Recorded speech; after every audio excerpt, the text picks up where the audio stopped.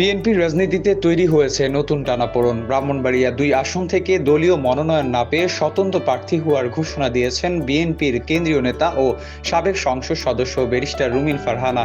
মঙ্গলবার বিকেলে মোবাইল ফোনে বিষয়টি নিশ্চিত করে রুমিন ফারহানা জানান, তিনি ব্রাহ্মণবাড়িয়া ২ আসন থেকে নির্বাচনে অংশ নেবেন, তবে মনোনয়ন কেনার আগে সম্মানের সঙ্গে দল থেকে পদত্যাগ করবেন বলেও ঘোষণা দেন তিনি।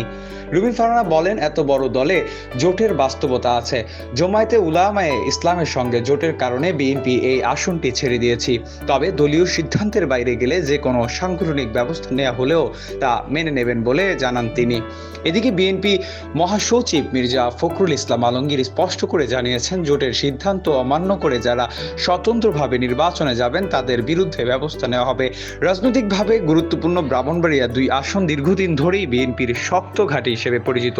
এই আসনে রুমিন ফারহানার স্বতন্ত্র প্রার্থিতা নির্বাচনী মাঠে নতুন সমীকরণ তৈরি করবে বলেই মনে করছে রাজনৈতিক বিশ্লেষকরা।